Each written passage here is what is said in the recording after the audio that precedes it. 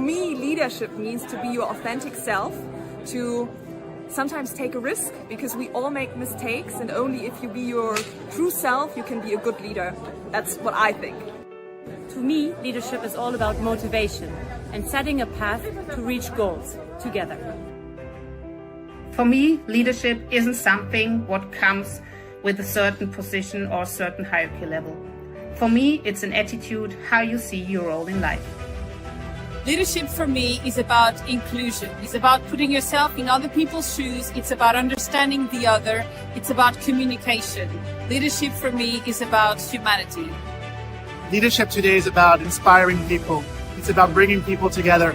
It's about collaboration. It's about inclusivity. For me, leadership means lifting other people, helping other people, supporting other people, and empowering them to bring out the best talents they bring with them. As for me, leadership is less about rank and seniority and more about being the leader that you feel you need and that people around you may need, so that you make sure that you take everyone on your team on the same journey.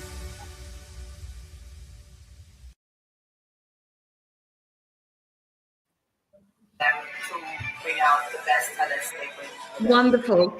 Leadership is So less here, about rank and just a seniority minute. and more about being the leader that you feel you need and that people Hello, around you. everybody. I'm happy to be here together with you and with all our experts joining us today for the stream, The New Phase of Leadership, with the topic Accelerate Action.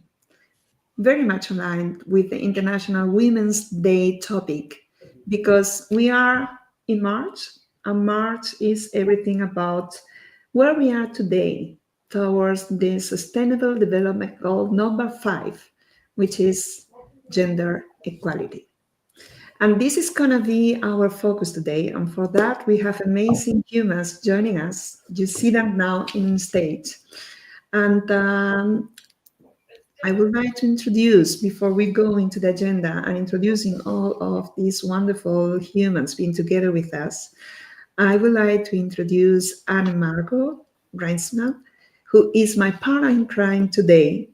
We are going to be together in order to follow with the different points, the different perspectives, and introducing the different experts joining us today.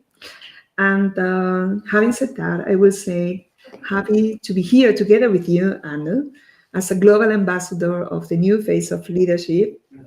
Would you like to introduce yourself? Thank you so much, Begonia, and I'm very excited to be here today and to help moderate the panel. My name Follow is with the different points. and I am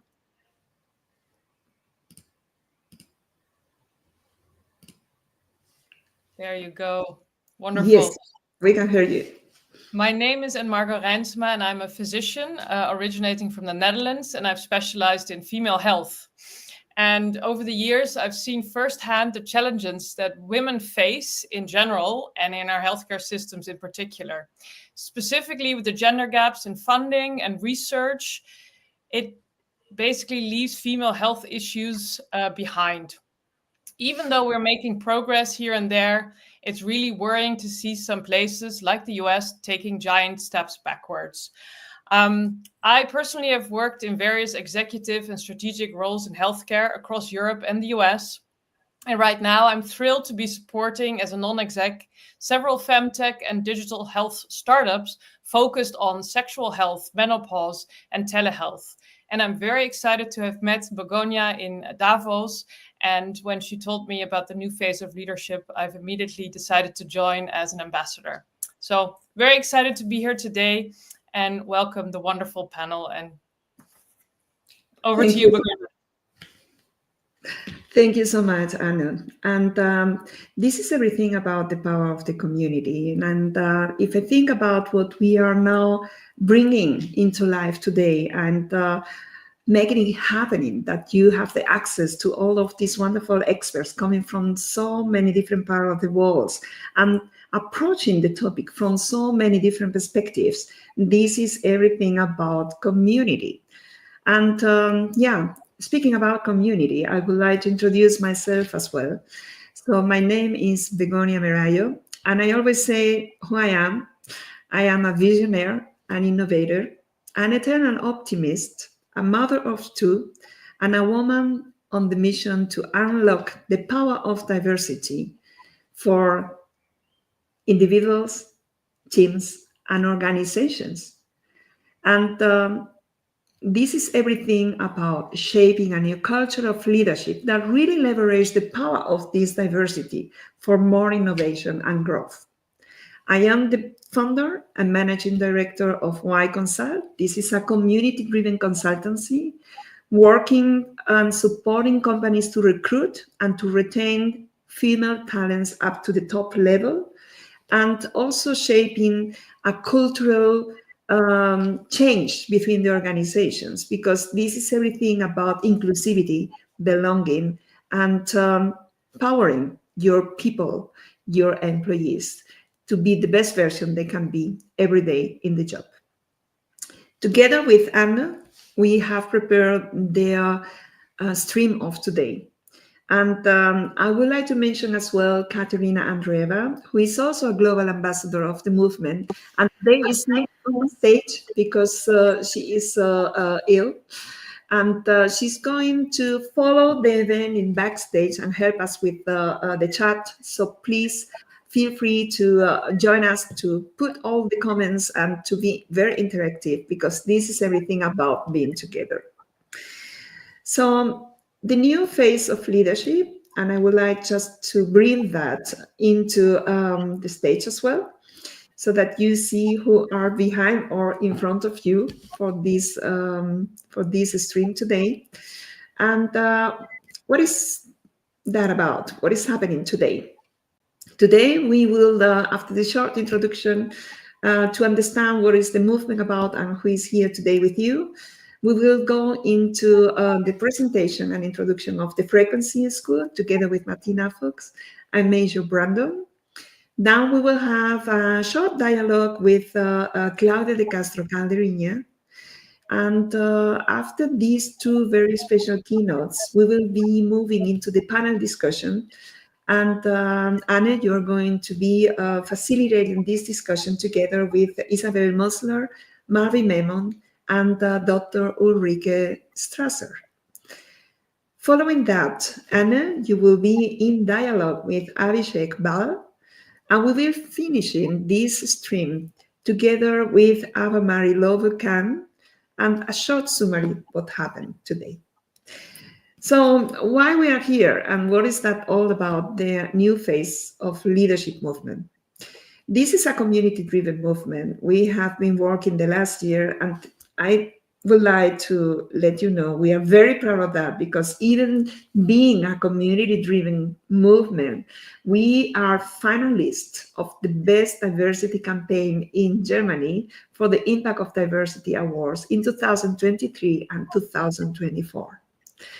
So this movement is created with the belief that we shape together a new culture of leaders to change the face of leadership in the community and the technology world. And this is our belief that we all bear this responsibility, because this new understanding of leadership is the foundation for an inclusive corporate culture that really fosters diversity and innovation and provides a sustainable growth for all the leaders in your organization. So we have been working on this initiative, which is everything about different milestones. So we have inspiring video statements from the different leaders and global ambassadors sharing the understanding of leadership, a little bit like you have seen already in the video.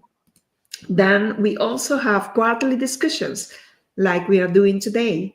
And we also want to be even deeper in the understanding, and we run different studies like we have done last year with the International School of Management. We have a comparison study between the leadership principles for female leaders and understanding of these leadership fundamentals between Germany and China. The other things and milestones that really make this movement very round is that we organize exclusive C-level dinners in different cities in the world. So we started in Madrid, we had that in Berlin, and the next one, stay tuned to know what it's going to be. And we also provide this stage and this knowledge, not only in the stages of the major conferences, but also we bring the movement into your organization in order to make your values visible, tangible, and to really shape the culture of your company with your employees together. Behind the movement is the community of Net4Tech. It's a powerful, engaged, and relevant network of humans working to make our technology world more diverse while supporting women to succeed in the technology world. And we have a vision which is very establishing the 3 pillars, which are knowledge transfer, personal growth, and strategic networking. Actually, everything you can also see in the movement. So we organize workshops, trainings, coachings, and for sure, a lot of events where we can come together, exchange our experiences, best practices, and stories of success, and also connect with each other. Having said that, remember, we start now with the official program, bringing Martina on stage and Major and the Frequency School. But remember to bring your questions and to share your thoughts in the chat so that we can include it as well in our discussion. So Anne, thank you for being here. You're going to be on the stage later. And now I'm just bringing Martina on stage. Hello. And seeing Anne and Margo, we see each other later. So here we are. Hello, everybody. Thank you so much for the opportunity. And again, happy International Women's Month. Very happy to be here with you on this virtual stage.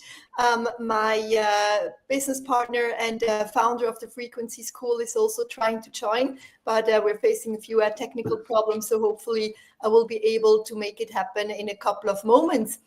In the meantime, I'm Martina Fuchs from Switzerland originally, a business journalist and communications consultant, global citizen, and co-founder of the Frequency School that we launched together with Major and our team, Kingsley Maduka and Brandon Lee and Aaron Dawson last year. It's all about sound healing frequencies, wellness and mental health tools that we have been bringing around the world over the last couple of months.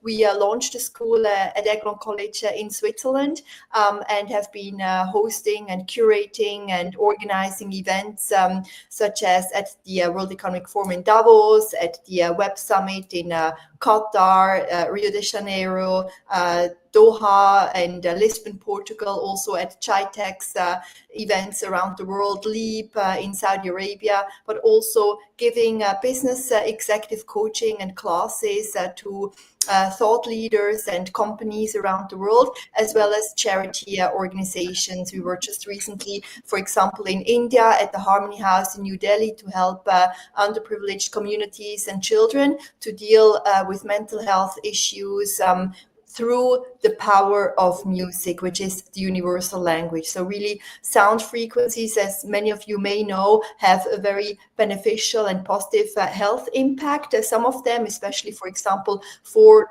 4 hertz or 5 to 8 hertz to relieve stress or anxiety or other mental health problems that people may have. We're also going into the design of spaces where we want to launch sculptures that emit healing frequencies and light. So we're really on this global mission to make a very positive impact. I'm not sure if you can see Major already joining, but he is trying very hard to make it happen, but probably we still have some technical issues, but he is absolutely sending his best regards. So in January at the World Economic Forum in Davos, we launched the first song in the world, which was a very historic moment, which unites 195 countries, every country on the planet.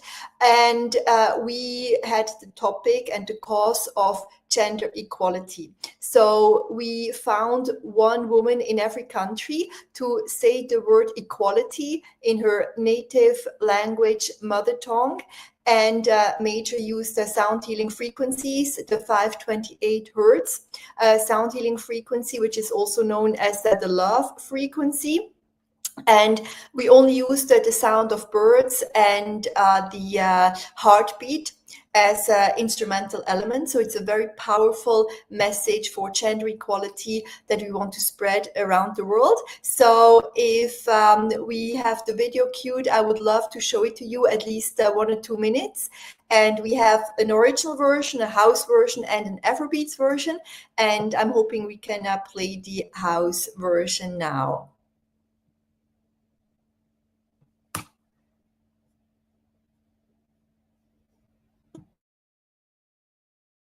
مساواة igualdad equality igualdad hava solution equality Gleichheit beraberlik equality المساواة شاموتا equality fairness gelijkheid equality amkuda pogidanjem igualdad jednakost tekatekanyo igualdade bersama rataan равенство ukungana igualdad sama pia damo equality mutingo liki ako sawa igualdad平等 igualdad usawa kuvanda mutindo igualdad egalite равноправnost igualdad isotita rovnost egalite listening Égalité. Igualdad. المساواة. Igualdad. مع الناس. قولي معنا. كل الناس. Igualdade. Tasa-arvo. Egality. Igen. Tanasoro. Gleichheit. Kaye. Isotita. Equality. Igualdad. Seppugol. Anasunionsson. Equality. Egality. Igualdad. Egyenlőség. Yapprete. برابري kesetaraan barabari المساواة coherence شيفيون uguaglianza equality كيودو المساواة تندك usawa جراسيد بور المساواة تندك ความเสมอภาพ vienlīdzība المساواة تيكانو كولكيوم المساواة كيف ترختكم ليجيبه Egaliteit. Fituvin. Kufanana. Kesamaan. Hama-hamakan. Ilenya. Uguaglianza. Chokunotiwan. Fotte. Égalité. Igualdad. Abadutarak. Égalité. Respect. Равноправност. Égalité. Igualdade. Tentu minyamu. Okutika pamoi. Antidable. Samanata. Gelijkwaardigheid.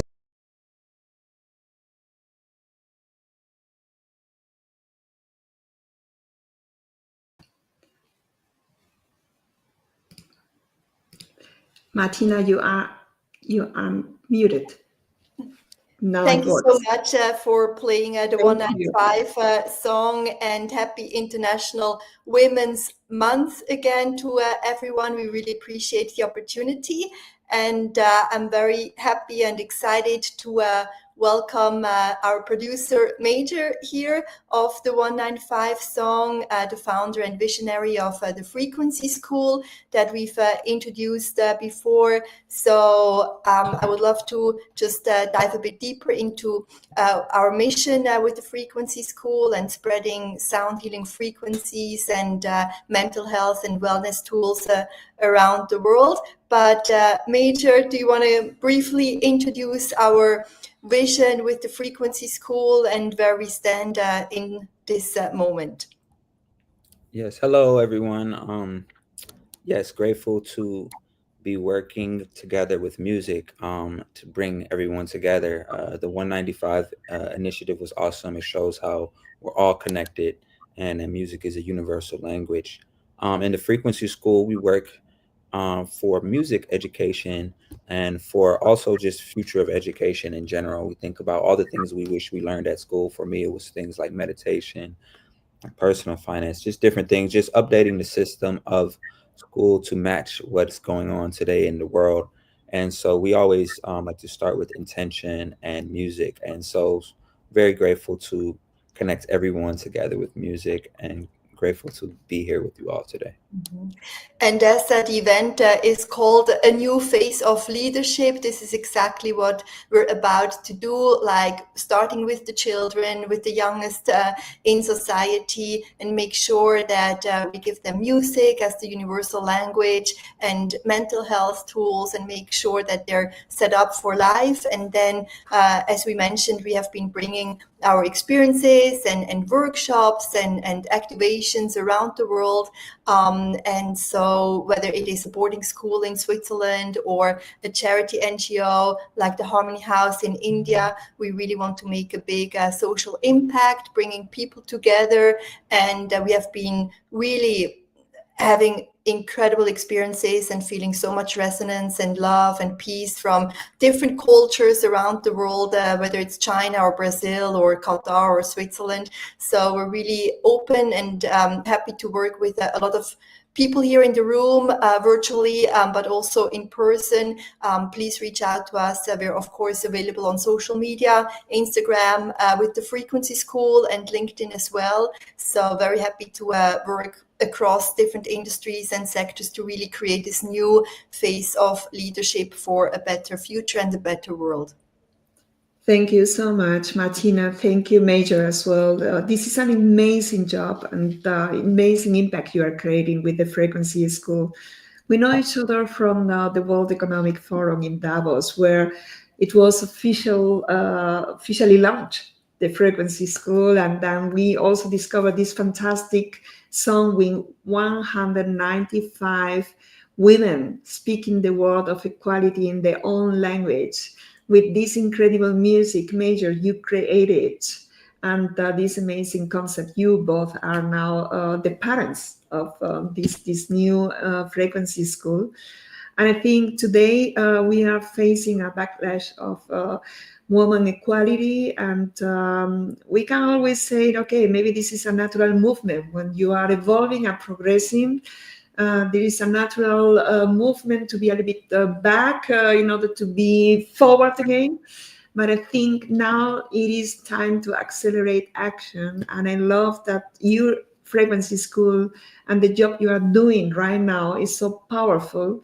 You already have such a kind of incredible international coverage. And for sure, we are now together in this stream, bringing you alive. But this is a movement that means it begins today, but it's continuing and continuing. And I love that. I always say a movement, you know exactly when it begins. So we could say this has been in January 2025. I think it was then 19. The 20th of January at 9 o'clock Swiss time. Yeah. Exactly. So we know exactly where it has begun, and now we never know when it's going to be the end, because it's something that is going to evolve and evolve and evolve. And I'm very looking forward, Major, as well, about your creativity, your music, your wonderful inspiration you bring in all the music languages, but also in all the frequency languages, right? Because there is even more than just music.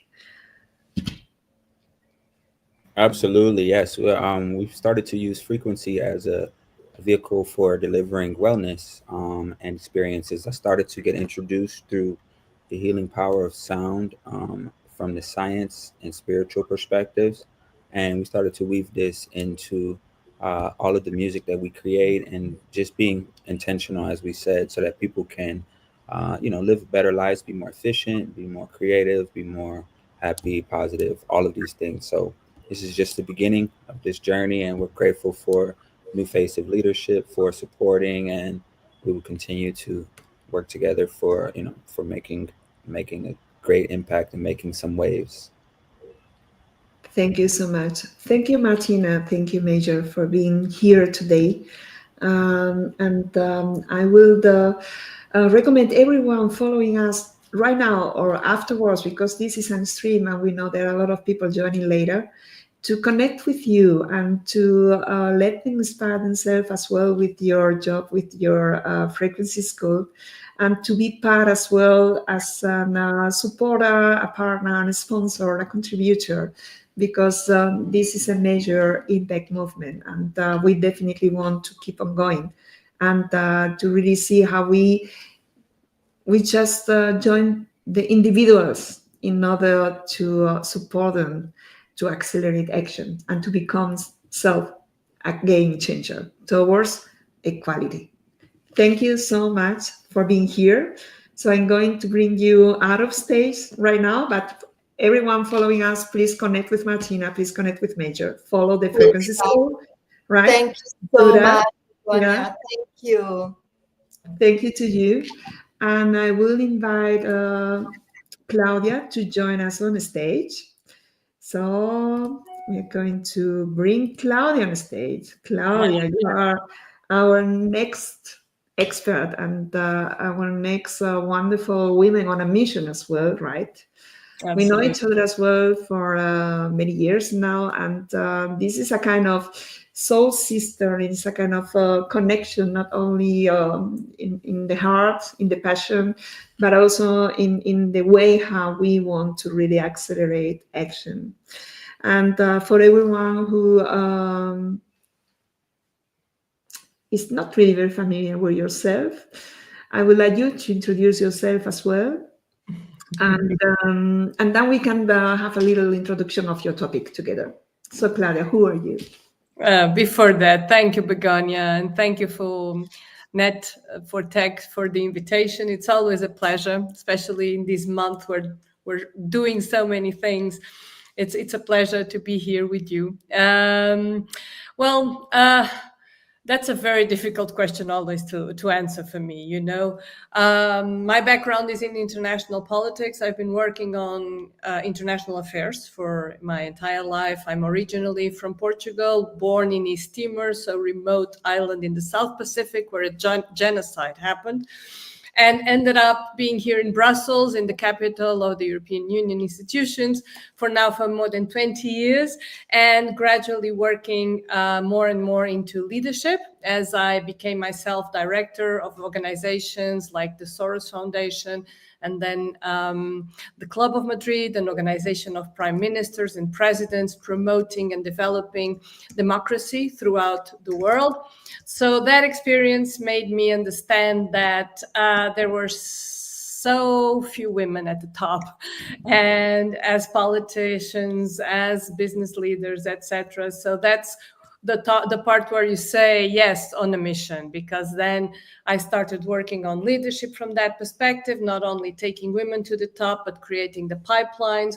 So I opened my consultancy. I wrote a book because at the time we didn't have any literature. So this book was the first book on women leadership in Europe, because we just had a few US books, the famous first ones. And it has been an honor to work with hundreds and hundreds and hundreds of women throughout the globe, but especially in Brussels and especially in Europe. So voila, where you find me. Thank you, Claudia. Thank you. Preparing this stream today, we discussed about the current situation, and you had a very good impulse to go through the next 6 minutes. It's not that much, but it's very much concrete, because it's everything about navigating leadership in times of backlash and sharing some strategies for women leaders. And having said that, and because just taking a look at the time we have together, I would like to provide the stage for you and go to your how to accelerate action, and which are the strategies for us women leaders, also to reflect on the current global context, but to keep a look ahead and introduce with your book, with your courses, with your experiences working with so many different organizations and companies. What do you think is really the best way to keep on going, especially today together. Okay. So thank you, Claudia. No, thank you, Begonia. We have all been putting our brains and our energies together in our different communities here in Europe and globally, including with colleagues from the United States. Of course, everybody has been on a shock since Donald Trump was elected. And we have seen how, on a daily basis, the erosion of these very hard-won rights for women, but also for different groups that have been more vulnerable throughout decades and decades, are now being dismantled brutally. And this cult of this very toxic masculinity, these misogynist behaviors that are promoting what some are thinking it's a new type of leadership. But actually, that's not a new type of leadership. That's just an outdated type of leadership that is coming back now from the US, and it's spilling over in some of our own areas of work, also because many of the tech leaders that have been behind supporting this political leadership have also been willingly or not, but they have been part of this dismantling. We have been watching the diversity and inclusion policies being erased. We have been seeing censorship of words, including the word woman, women, in official documents. We have been watching everything that we see in the news. And so the first reactions were the human ones: freeze, flight, fight. And then we get to the face. How do we face this? And how do we face this as leaders, men and women alike, but especially as women? Because this spillover effect that we have been talking about is actually coming to some parts of our societies, to some parts of our workplaces, to some parts of our communities around us, even in our families sometimes. So this would be much more than the time we have available. But I would like to leave with you a few strategies that, after a reflection, I think are extremely important that we bear in mind in today's reality. First, we are not powerless. Women and men allies have been working and for gender equality, for women's rights, for hundreds and hundreds and hundreds of years in very much harder conditions. In moments of doubt, I think of my Afghan women leaders that I have trained and been working for years and supporting and mentoring from abroad, from afar, their courage, their resilience, their community. So observing all this, I think that we have to focus, it's a very important word, and we have to face with strategy. So these for me are very crucial words. So a few strategies, very, very, very simple. The circle of concern. We all have a lot of things that we are concerned about in relation to what's happening around us, right? But there's just a circle, a smaller circle, which is what we can influence, and an even smaller circle in the middle, that is what we can control. So let's focus on what we can control, and that is often our attitude in relation to things. So let's not panic. Let's find allies. Let's not be demolished by a misogynist or a sexist comment. Let's find the right words. Let's have prepared them in advance so we can reply in that situation. Let's find the allies in a meeting that is important when we find ourselves being ignored when we put an idea on the table, the idea that is 2 minutes later said by a male colleague, and everybody goes clapping. So this type of strategies are important. So we can then feel that we are not alone when we go into this type of contexts. And the influence, the circle of influence, is not only what I can control directly, but what I can influence through my action. And let's not forget one very important thing. 85% of consumers' decisions are made predominantly by women. This has been a study made in the US, and the latest was 2024. And we have all been repeatedly seeing this. So how do we use our power? For example, are we supporting companies by giving them our data and our money? Companies that are actually supporting DEI, that are supporting women's leadership programs? Or are we giving our money and giving our power, like a vote, an economic vote, to those that are actually doing the opposite, either in the US or any other part of the world? So how are we using this power is important. Are we supporting media that amplifies women's voices, and not just any women, right? It's not, because let's not forget that even in Europe, we do have many women defending parties and positions that are actually voting against women's rights. So where are we putting that money? And in the influence we can have, it's also the influence of communities. Community is a fundamental element today, not only to regain our strengths and our support and to feel stronger, but to actually discuss what works. Because in every company that I work with, the realities are different. So how do we bring experiences, lessons learned, good practices from one context to another, from one country to another? So these communities are fundamental. They were already fundamental, and they are, in today's reality, they are even more fundamental. And the third part that I would like to approach is this, this notion of amplification, each other's voices. Since there is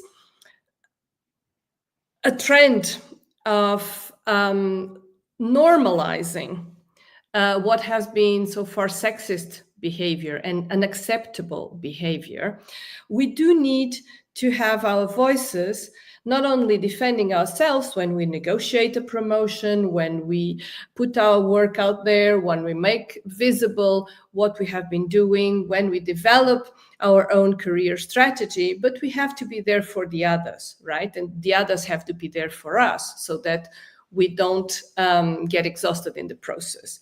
So this element of amplifying each other's voices is also, for me, extremely important. And the last thing, in terms of the strategies that I've been seeing working for women, and especially in contexts that are very male-coded or where sexism might be bigger, is the iron fist with a velvet glove strategy. We all know for many decades of gender studies that women and men at work are not treated in the same way. And women have this that is called a double bind. So they might be respected but not liked, or they might be liked and not respected. If they are liked, they will be considered often as too empathetic or too caring to be in leadership, because leadership requires toughness, and they think. And if they are respected but not liked, they will very frequently receive abusive treatment of saying, well, she's a bad mother, she's too aggressive, to be, etc. So to face this, we have research has proven that women that have this type of leadership, this type of attitude, are able to navigate this type of contexts more easily. My former boss, Mary Robinson, the president of Ireland at some stage. She was one of those. She's one of my role models, and she was one of those women who very effectively used this kind of strategy. And this is about being very assertive, but with a non-threatening, non-verbal. And so this is about the voice. This is about how we smile while putting very clear limits to what we're doing, in our context, in our team, in our organization, etc., etc. So this would be the kind of strategies that we are seeing that work in this context. But I mean, I'm trying to limit myself, but this is such a long conversation. Is there anything that you would like me to take a look at in more detail, Begonia? Yeah, we are a kind of very dynamic format today with a lot of other experts. And I think every single word you shared with us is a very important one. And what we are going to do is to follow in the chat and the comments of the different participants, and to respond as well of there. If you in the audience have any question about or any reflection, please share that in the chat. And I think now is like Fernanda just mentioned, the last strategy. We are going to share that in the chat. If you can go, Claudia, and share that with us, I will very much appreciate on that, so that we can follow with the program and invite Anne together with the experts for the panel discussion. And we can keep on the discussion in that way. And I think this is a very good question. Thank you, Fernanda, for bringing this question into the chat so that we can keep on going and even take that into the discussion we are going to have in very short time together with Anne, who is already on stage. I hope it works. And I'm going to also add Marvin Meno on stage, Ulrike Strasser, and Isabel Mosler. And for you, Claudia, I think those are very powerful information. It's about the circle influence, control, allyship, community, and for sure, focus. So let's one last good news, Begonia, to finish with. Please. The European Commission has just approved a roadmap for women's leadership and for women's rights, because it's about competitiveness and not just fairness, because we're wasting 370 million euros per year of lost talent. So this is actually very good news that the European Union wants to go on the right side of progress. So I leave you with this very good news from this side, and let's continue using our voice for this very good and important cause. Thank you so much, Claudia. Thank you for this very optimistic information as well. We will share as well more information about this European Commission decision about women's rights and representation. And we keep on going. Thank you so much for being here, Claudia. Bye-bye. And I say thank you so much, Anne, and all of the other experts being here. The floor is yours. So go ahead. We have a very intensive and interesting discussion right now. Thank you. Yes, thank you for those great words, Begonia. And I'm very honored to be introducing a very esteemed panel. 3 incredible women from various backgrounds, various geographies and industries, and we're all united in their wish to advance women. We have Ulrike Strasser, who founded 1 Million Women, and has been very busy lately in the month of International Women's Day on the 8th of March. We have Marvi Memon, who is actually joining us from Islamabad in Pakistan, who has had a career in politics and has always focused on advancing women and is currently serving as a CEO at Leweb. And then we have Isabel Mosler, who comes from the finance industry and cryptocurrencies and who's advancing women specifically in that field. Now, we have met digitally, and I'm going to allow you to introduce yourself much, much better. And I would actually like to invite you to shortly introduce yourself and share on your current role, specifically in the context of the new phase of leadership.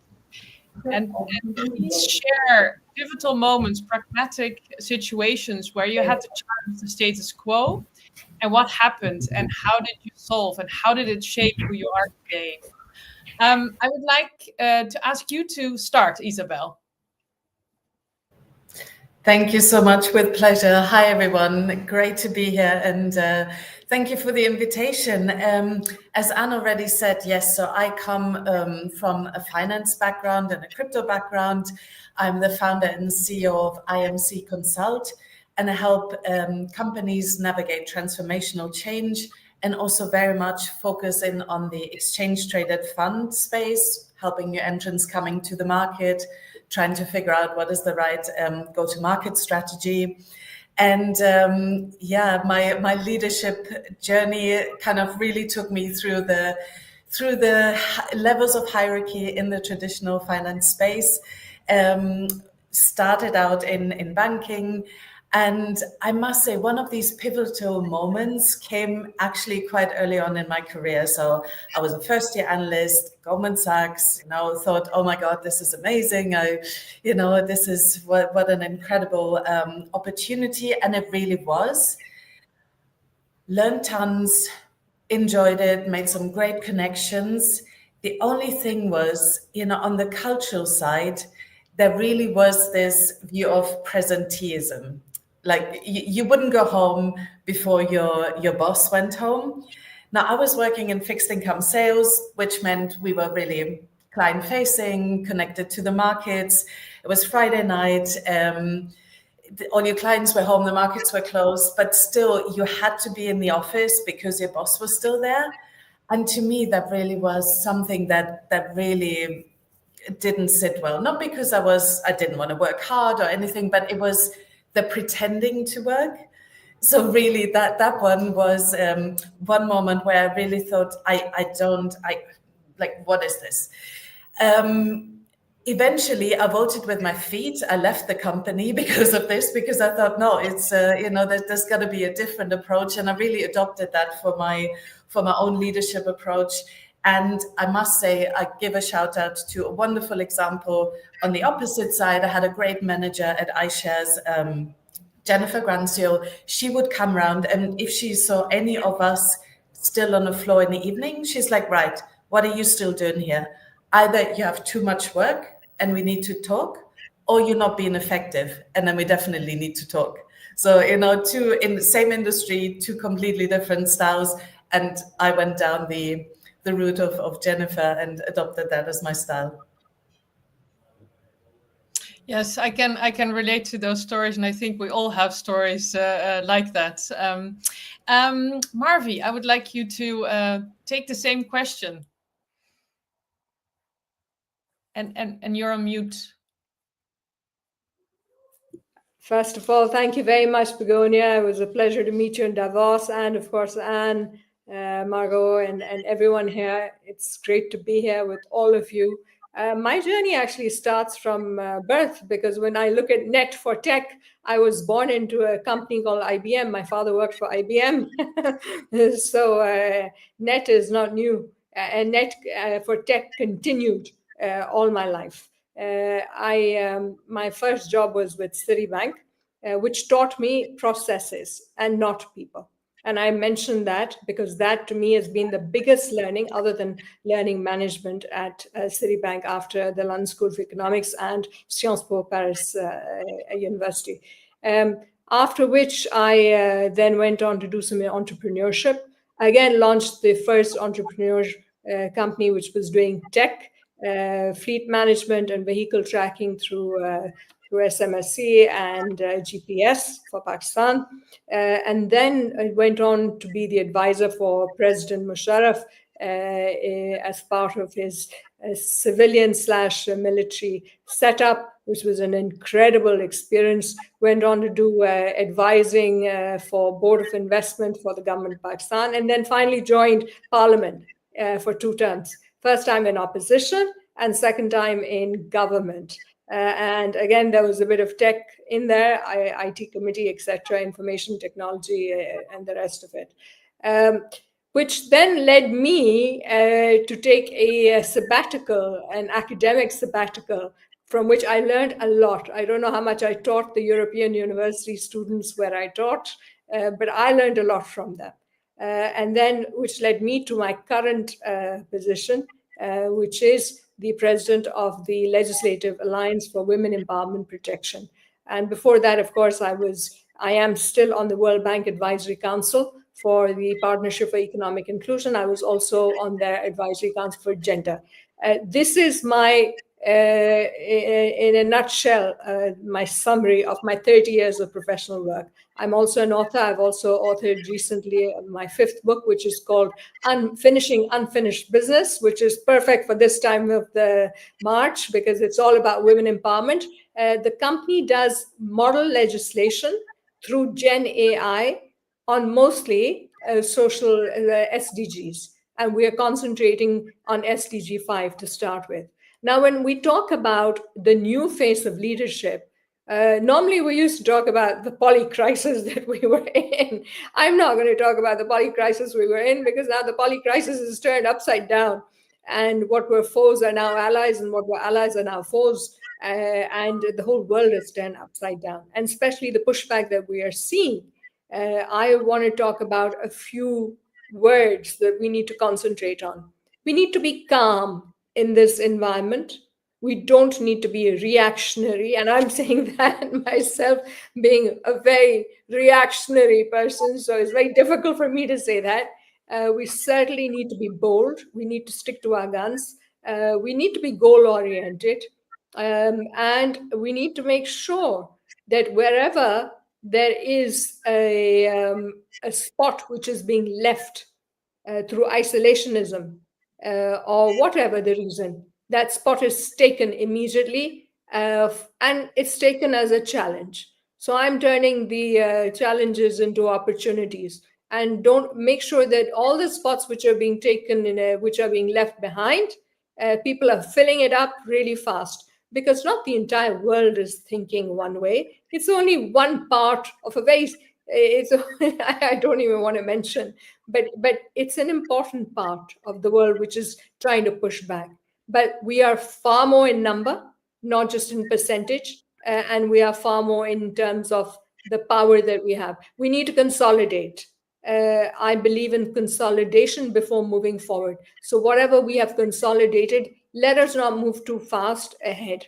The challenge that I see in the question that you asked about the status quo, we as women have seen it on a daily basis. I just want to give a quick example that the 33% quota of women reserve seat in Pakistan really, really helped us. And it helped get women like us into parliament, and we made some very positive legislation as a result. I believe in processes to legislation. If you stop at process, you don't get to legislation. Governments change. Governments can take the processes out and the policies out, and then you're gone for a 6. I do want to leave you with one story, which I believe is important, which is when the status quo is patriarchal, what do you do? We are all in, and it's got nothing to do with Pakistan, South Asia, the South, the North. We're all in the same position because I frankly have worked in different parts of the world. I see similar issues in the North and in the South. We fight back, but we fight back with examples. We had in 2010 in Pakistan the super floods. And I had traveled the length and breadth of the country 3 times. I was not allowed on the floor of the House of the National Assembly because people wanted to speak about their constituency. I had visited most of the constituency. I had to fight for the mic. And I finally got my way. So my point being, you have to be better, louder, clearer, and concise. And you cannot give up on your goals. And you will meet a lot of. I would like to give also Ulrika a chance to introduce. Yes, I'm just going to stop here by saying that do not give up on your goals and make sure that you are heard. Speak up, even if you're told not to speak up. And that is a perfect example of grabbing the mic and making sure that you're heard. Over to you. Ulrike, thanks for introducing yourself and also sharing some of the experience that you've recently gone through with the 1 Million Women Initiative. Thank you. Thank you, Anne. And Mavi, you are unstoppable. That's good. You know. Yeah, so my background is also business administration, international strategic consulting. I did that for more than 20 years. Executive coaching came as well on the plate. And I'm a mother of 3. I live in Berlin. I had different leadership roles over the years. I founded twice. And now the initiative or campaign, what you said, Anne, 1 Million Women is my newest adventure. I founded it 12 months ago, 1 year ago. We celebrated the first birthday on Saturday here in Berlin. And yeah, we are very proud to have 12,000 women nominated so far. 12,000 women who are proud to be role models for us, for the other women, for men. I think I'm invited because of the campaign. So Begonia is also part of the campaign. She's our ambassador as well. The idea is that visibility is the key. So the key for speaking out loud, for being concise, to consolidate, or what you said, Marvi, or what you said, Isabel, everything will be possible if we are visible. If we are not visible, nobody will see us, nobody will recognize us, and we will not be able. And I think, or the central idea of 1 Million Women is that we have to teach the system. So my central thesis is that the system, all about the unconscious bias stories and so on. I think the system is blind and can't see us because we are not visible. And of course, my favorite saying is, "Don't fix the women, fix the system." But we have to help the system to see us and to get the competence to see women. Women act differently. They ask differently, they talk differently, they do everything in a different manner, and that's why all our systems made by men historically, they cannot recognize us. And this is basically the central idea. And I think if we have that base, then we can start with everything you said. But this is number one. We have to be visible, and that's the basis. Maybe I'd like to share one story. You all did that. I posted it today, and I'm very proud because the post got viral. It was about me being a manager in another town, being there for four days a week, being pregnant. And the .com bubble bursts. As you know, it is 25 years ago. We all were kind of excited and what is happening.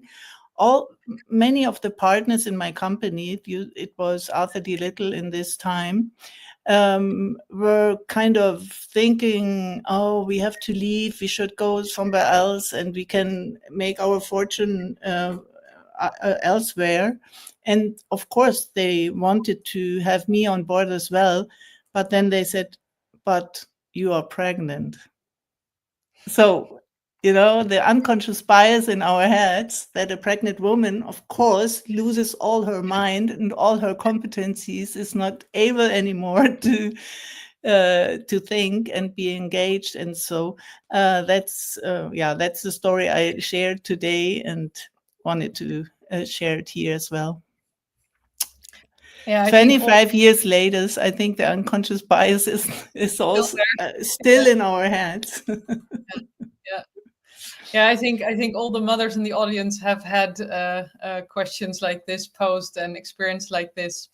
And thank you for your advice, Marvi, to pick up the mic. And I didn't want to interrupt you, but I'd like to give all the fantastic women here a chance to speak. Now, over to you, Isabel, again, and to be a bit more specific about DEI in action, specifically also in your industry, the finance industry.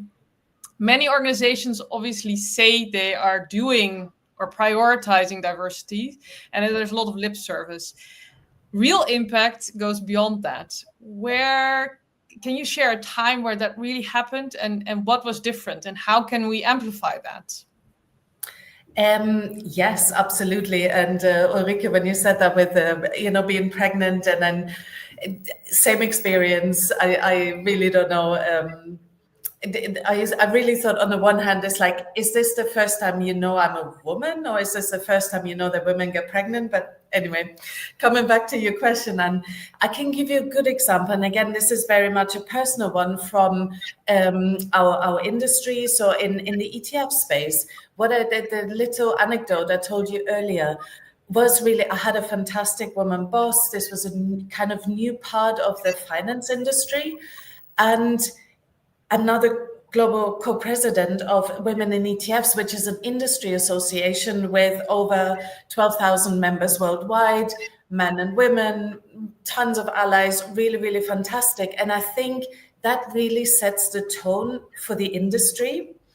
So yesterday for International Women's Day, we had the closing bell at the London Stock Exchange, and the CEO of the LSE gave a speech, and she welcomed all of us, and she's like, oh my God, I think ETFs are just run by women, which is, it comes back to the points Marvi and Ulrike also made, the visibility that all of a sudden, here we are, and wow, look how many there are of us. So that really, really makes a difference. I think many initiatives, and you said it, and is it lip service? Is it we're doing it because it's kind of flavor of the month type of thing? There are really good examples of global organizations that have really embraced diversity in leadership, work on pay transparency and really linking DEI goals to accountability. Sadly, especially in the last few weeks, we've seen some backtracking on those, and organizations like Accenture, which were really the shining example of look what they do and it really works. It affects the bottom line. It attracts more talent. It also attracts more customers. It really resonates on so many areas, but unfortunately, they kind of have caved on political pressure and sort of taken the spotlight away from it. But I really think when you say, well, what actually moves this? It's the old adage, what gets measured gets done. So you really need to have the commitment top down. You need to have specific goals, not just a vague like, oh, this is what we do. You need to link people's compensation to it. And then really also you need to make sure that it's not just a moral imperative, but really people see it as a business advantage. Absolutely, I can resonate to that. Thank you so much, Isabel. Over to you, Ulrike. I apologize. I was going to ask Marvi first. How are we going to make change happen faster than it's going now? We're rolling back in the US. How are we going to really progress this inclusive leadership because it goes so slow? What are your tips? Marvi, you have got 3 minutes only, or 2 minutes actually. 1 minute is left for me. And you're on mute. Am I going first? Yes, you're going first. Yes. Okay, I'm going to go really fast now. First of all, you need to be very sure of your results. And you need to be 100 times more sure than a man, right? And then you need to amplify the results. I give you 3-4 examples. We had a huge malnutrition issue when I was running a fund, a social protection fund for, at that point, $1.25 billion for 6 million vulnerable women. And the issue was malnutrition. In the cabinet, nobody was giving much importance. We put the World Bank president in the cabinet, and suddenly it became, it amplified. So you have the data, you know what you're doing, you have the right vision, you just need an amplifier. That guy was the amplifier, number one. Number two, the World Food Program chief comes to our constituency in the southern part of Pakistan. You don't need to just show him how women need food. You need to show him how desperately pathetic their lives are. So instead of asking him to use the toilets that were specially made up for the World Food Program chief, we made sure that he used the same toilets as those vulnerable women, so they live the lives of the women that they are trying to affect. So number two. Number three, Mrs. Erdogan came, and we put her through in the cabinet room with 50, not ministers, but 50 beneficiaries who are vulnerable women who told their stories. So what I'm saying is, bring the power to the people and the people to the power. Show them, put them together, connect them. And that's the best way of doing it. The second advice I have really fast is a lot of people say, fake it till you make it. I actually do not believe it. You have a product, you have a proof of concept, you finalize it, and then you take it to market. There are no shortcuts to this, because in any case, it will be seen through. So do not make commitments which you cannot keep. And the third, lead from the front. When you lead from the front, nobody can doubt you. Have I kept within my 3 minutes? Have I been a good girl? Super. Thank you, Marvi. Ulrike, over to you. Leadership and the future of leadership. Back when 15 years ago, when I was at INSEAD, we were all asked, so what makes a good leader? And a lot of people said intelligence and EQ and blah, blah, blah. And ultimately, the INSEAD MBA said you really have to want to be a leader. Now, looking forward towards leadership, what are some key traits that we want to develop in our next generation leaders to be able to face the agile world we live in? So thank you, Anna. I will come up with 5 principles, basically, and I know that we are short on time, so I will be quick. So I think a leader should be an entrepreneur. It should be a person who is on his own. He owns his task of leading, and he's not powerless anymore. Secondly, he should lead by listening. So being a coach, being a challenger for her people or his people, not only solving problems, it's more challenging your people and employees and coach. So leading by listening. Then he should be the leader, or what do we say? We say they should be self-manager. So they should know each other very well, being resilient with his own strength, should not do micromanaging, and should empower the people. So 4th principle is about facilitation. This is what you said also. So it's not a lonesome decision maker anymore. It should be a facilitator of a management team. So put together all the know-how and perspectives in the room. And 5th principle is giving feedback. So he's not a performance manager anymore, the person, I'm sorry, I always say he, that's my unconscious bias. Let's say they should be not anymore a performance manager, they should be a developer. So develop his or her teammates and giving feedback, immediate feedback and regular feedback. I think yeah, these are the 5 major principles, and we have to elaborate on that and building up a new phase of leadership. Begonia, thank you for that. Thank you, Ulrike.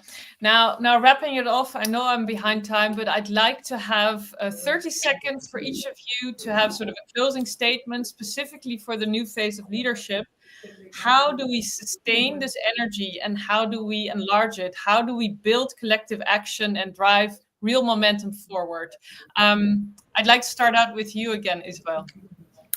Yes, I'll be super quick. And, you know, the task we all are tackling can seem overwhelming. And you have fantastic ladies like Marvi, like Claudia, working on the legislation, really on the sort of levers of power to change the system. But I think at the same time, each one of us can do something on a day-to-day basis. So here are my 3 tips.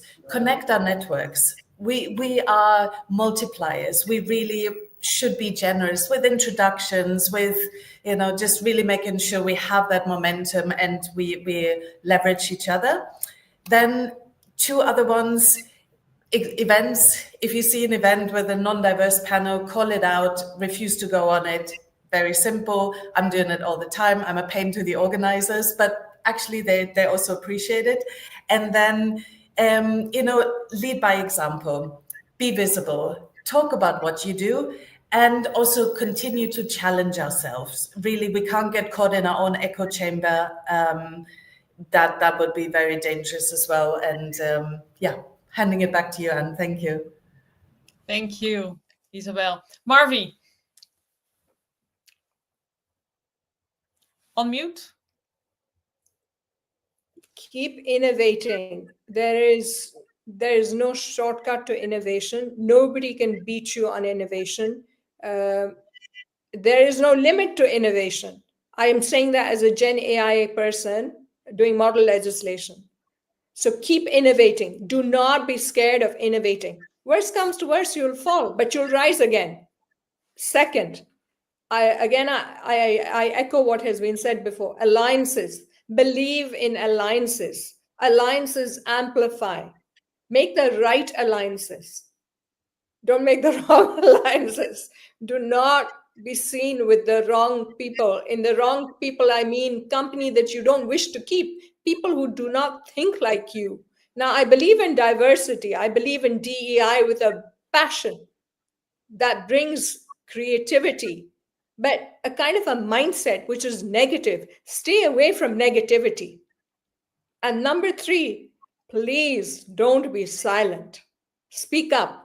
When you see there's a problem, let's be brave. We are far braver than they think. Let's be brave and say it. They have everything to lose. We have absolutely nothing to lose. So 3 things: innovate, alliance, the right alliances, and don't be silent. Thank you, Marvi. Ulrike, last 30 seconds. Thank you. So I said already being visible, and I want to add what you said, ladies. I think solidarity and sisterhood is very important. I think we got better in that, at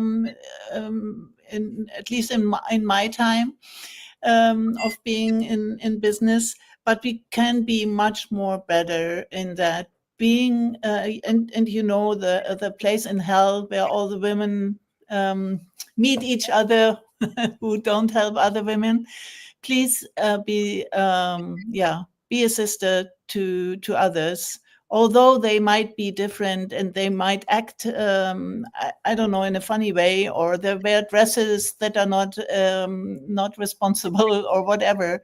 We have I don't know, in Germany, for example, we have 20 million women working, plus 20 million men working, and I think we have 20 million women. So it's not one stereotype, it's not one woman that we have to follow. There are many, and please be nice to each other. Okay, that's a nice wrapping note to the sisterhood combined. Thank you all so much for sharing your thoughts on this panel. Begonia has already been keeping time in the background. It's been very inspiring, and I think we can share some summaries in the chat, and probably we can make a smooth transition into the next program agenda point. Begonia, over to you. Thank you so much. It has been such an impressive discussion, and for sure we are going to run out of time because we have such a great insights, and the next experts coming and joining us, they also have a lot of to share with us. So I just invite the audience to keep relaxed and enjoy all these powerful experts being on a stage, because this is now the time to accelerate action. And I think we have so much action that this also deserves a lot of space to share with the audience. So thank you so much, Marvi, Ulrike, Isabel, and Uli. I was thinking there is a very special place in here for every woman who who doesn't support another woman, right? So we keep on going with that, and thank you for being here, for taking your time and share all this knowledge with us.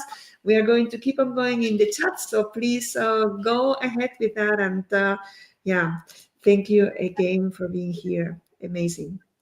So now you are going to be removed from the stage, and the next one joining us is Abhishek and Anne. We discussed together about organizing the stream and thinking about who could be the expert from many different parts of the world, sharing the new perspective on how to accelerate action. And I think you was responsible for Abhishek being here, and I love that. The audience is going to know why, because now is your time together. I'm going to leave the stage, and thank you, Anna, and thank you, Abhishek, for being here and sharing your own stories of success and experience. The floor is yours. Yes, thank you, Begonia. And Abhishek, warm welcome to you. Abhishek, your profile contains a statement. Awesome, lovely to hear. Your profile contains a statement that resonates particularly well in today's turbulent times. It reads, "In times of change, learners inherit the earth, while the learned find themselves beautifully equipped to deal with a world that no longer exists." In other words, why are we learning? Everything is old after we're done. It's a real honor for me to introduce Abhishek Baal, who's the founder of JetLearn, which is recognized as the world's best AI academy for kids and teens, influencing the young. Abhishek is dedicated to keeping pace with the rapid changes in our world, especially where traditional education systems often struggle to adapt. He's truly passionate about EdTech and advancing STEM education, particularly for young girls. Please join me in welcoming him. Abhishek. Awesome. Thank you. Your leadership journey and the birth of JetLearn, can you share a little bit about how you founded JetLearn, where you came from, and how it aligns also with the new phase of leadership? Definitely, right. So, I was actually born in a very small town in India, and one thing that my parents did when I was a kid has had the most effect on my trajectory in life. In that small town, there was only one school where English was the first language. My parents put extra money, extra effort to put to that school. And that small nudge in childhood had an extraordinary effect on my trajectory. It opened up so many doors for me. I ended up going to INSEAD. I worked in 5 different countries. I have been part of 2 Silicon Valley companies. So all this was enabled by that small opportunity that my gave, in my childhood. And right now, I'm seeing that technology, especially AI, is kind of the new English for the world, right? If people who don't learn technology or are a bit afraid of it are at a risk of being left behind, right? So I think if I think about it, this is what shaped my philosophy of learning and things where I want to keep my effort from. And if I summarize it, since I've lived in 5 different countries, visited 60 plus, I see that talent is everywhere, but opportunity is not. So this is what JetLearn aims to fix, right? Giving opportunity to everyone. Our focus is on technology, on artificial intelligence, and how this can be an enabler and inspire for everybody in the world. That's fascinating. And so JetLearn, can you tell a little bit more concrete about its missions and how it drives change in education? How does it also actively promote diversity and equity? I think there's something a little bit shaky with your connection, Abhishek. It's sometimes difficult to hear. Is there something that you can fix there? Let me just try once, okay?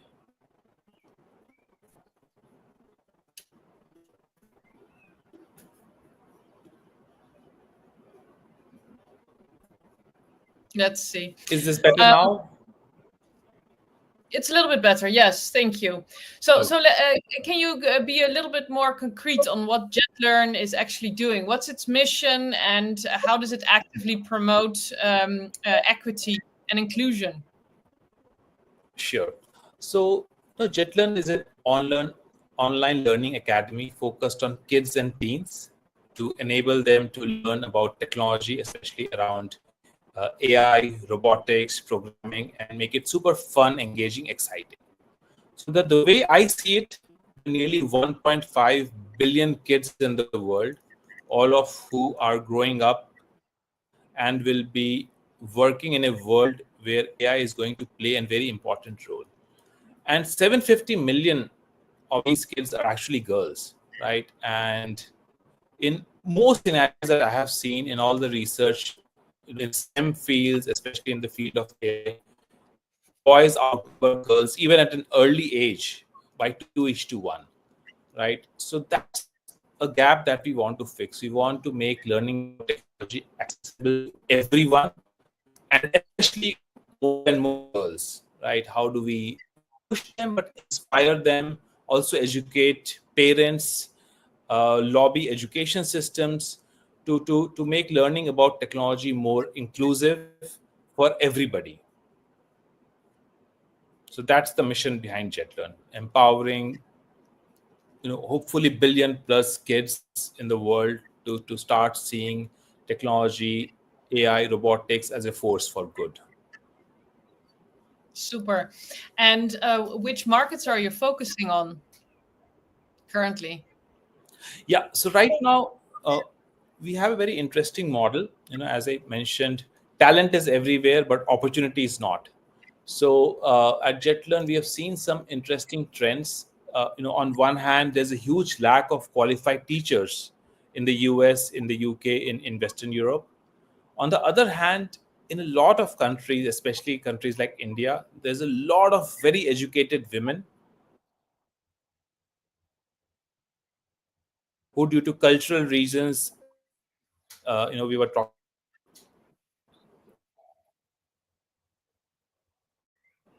So JetLearn kind of becomes a marketplace or a bridge between talent that is there globally and connects them to a place where there's need.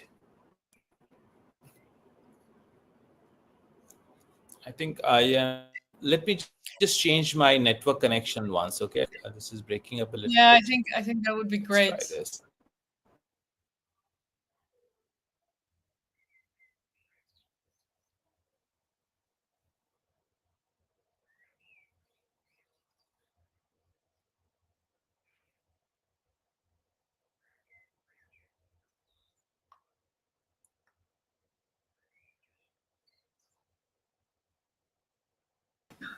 So I think we have a bit of technical difficulties. I would like to propose, Anna, that we go forward with the program.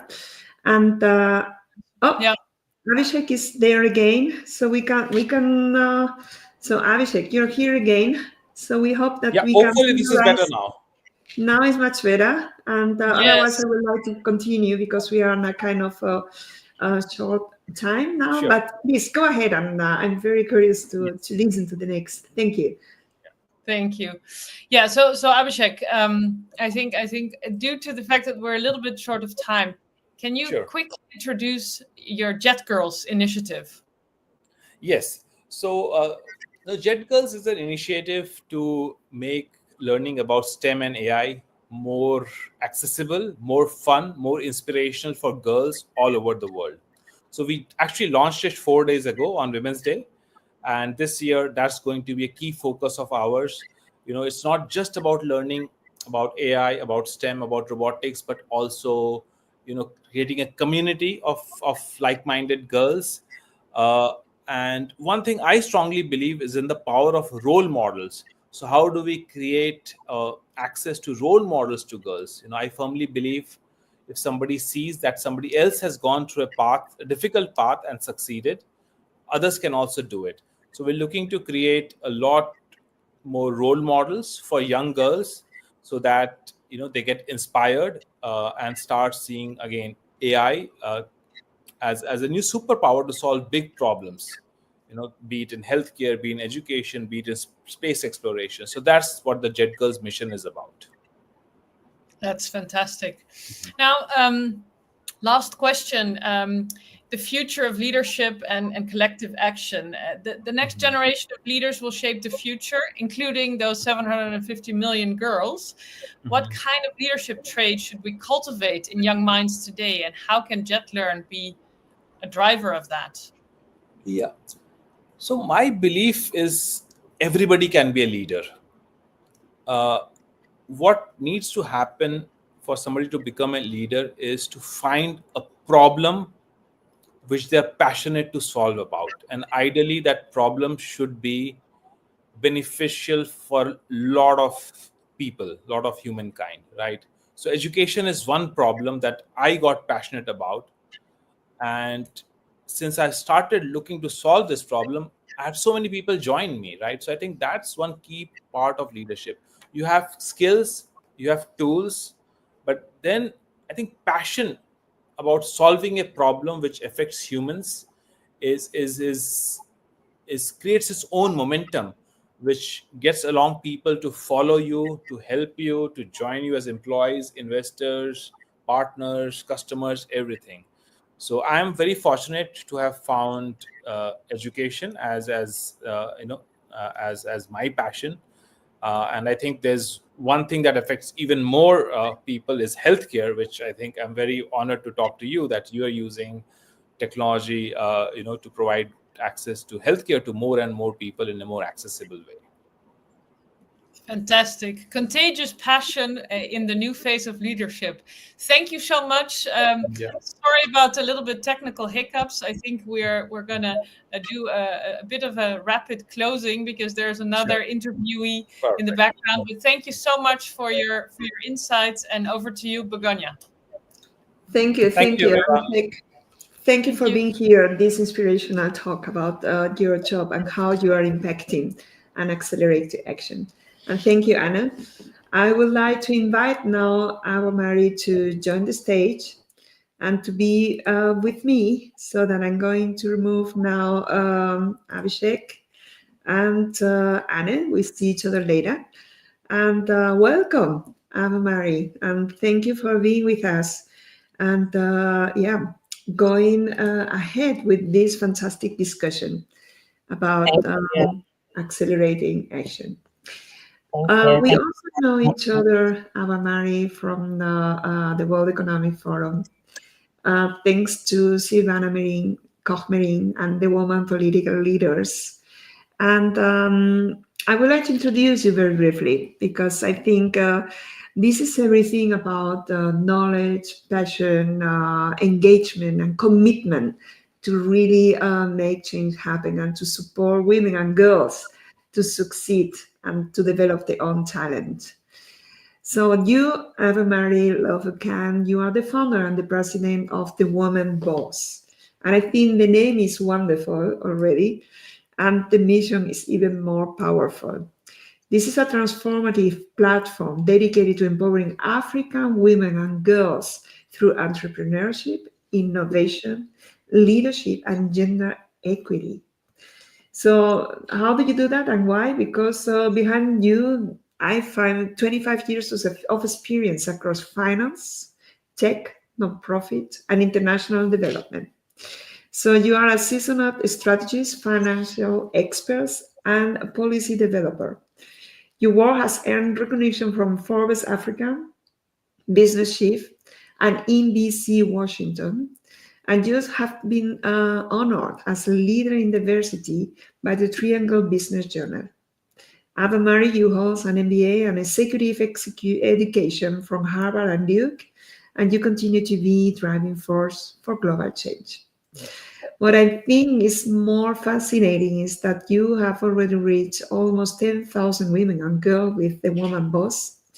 And I'm very curious, and I'm giving you now the whole stage to share with us how you accelerate action and what do you think that is so strategic and critical to achieve this goal of the Sustainable Development Goals number 5. Thank you, Eva-Marie. Thank you. Thank you so much. And good afternoon, everyone. Thank you for having me. If you can just share also my presentation, that way we can go through it. So yes, I am the founder of the Woman Boss, and pretty much that organization was founded in 2018. And really it was in with the notion of accelerating action. And why is it that it's so important for us to work in the space that we're in? As the founder of the Woman Boss, obviously my mission has always been to make sure that we break down barriers that limit women entrepreneurs, women, young girls, women that can't afford resources to creative action. So by recognizing the systematic challenges that we face in entrepreneurship, leadership, gender equity, those were the main things that we wanted to make sure that we find a reasonable solution for. So one of our measurable impact, and as she mentioned earlier, Begonia, we have been in existence since 6.5 years ago, and we've impacted almost 10,000 women and girls. And mainly, again, we do this work because we want to make sure that we have women in spaces, in leadership spaces. We want to have women in entrepreneurship and accelerator programs. We have women in political spaces. We have women who need the safe spaces where certain things could be discussed, where maybe inherent other gender biases will not be. And mainly, again, it's because we have a lot of different programs that allows us to focus on the measurable impact. Sorry, you can make it a little bit bigger. I can barely see it.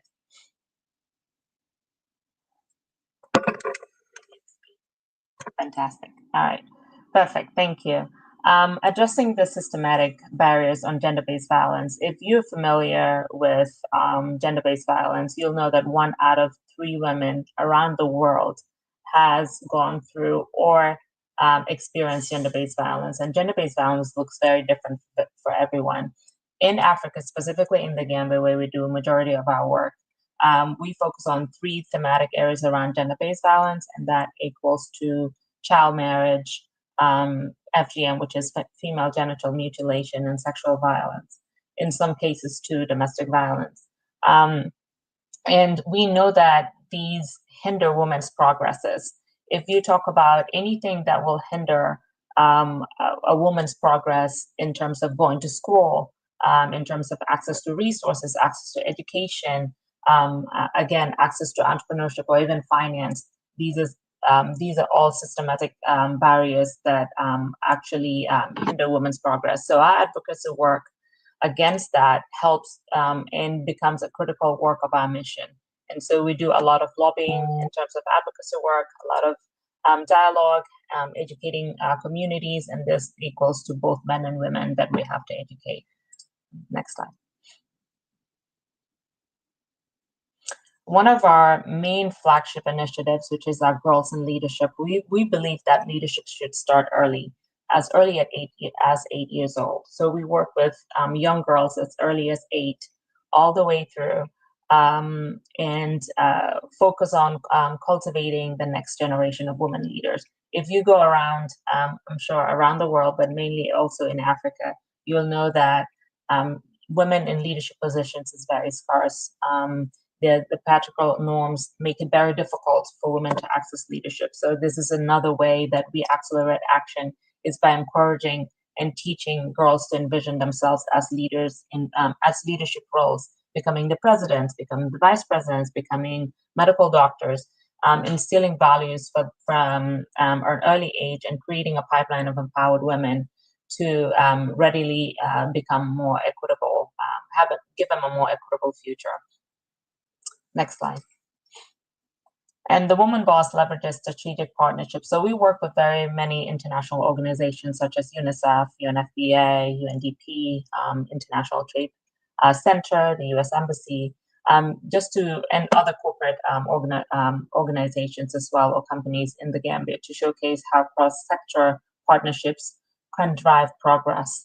And that is also another way that we look at accelerating and action. And through these alliances, we ensure that women entrepreneurs and even advocates receive comprehensive support from training, from mentorship, etc. One other talk about strategic partnerships, I just want to highlight, especially for the audience that's listening in and always wonder, what is it that I can do? What is it, I may not be able to own my own company or even register for the business, or I don't have the time. Well, there's always time that you can create and be intentional about mentoring, offering of your services, resources that might be free for another young lady, or creating that sponsorship role that would allow another woman to come into a position of power. Next slide, please. All right, so our vision for gender equality and accelerated action for gender equality will require commitment to creating systems that recognize and reward women's contribution. At the Woman Boss, obviously, we are dedicated to preparing women and girls for leadership, but also advocating for environments where leadership is celebrated. Our vision is a world where gender parity is not a distant goal, but imminent reality, one shaped by intentional decisive action and collective resolve. We are committed to continuing this work until gender equality is no longer an aspiration, but a standard that defines every sector of society. Wonderful. Thank you so much for this amazing presentation, Ava Marie. I think the job you're doing with Woman Boss is amazing. And we invite everyone to join the movement as well, and to support this cause, because this is everything about impacting in different parts of the world.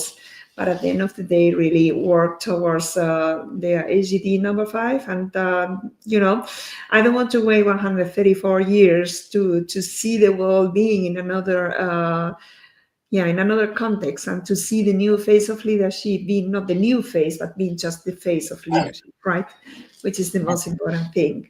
And if I think about that, and if I think about what we are doing with the movement and the ambition we have, it's everything about coming all together and making an impact.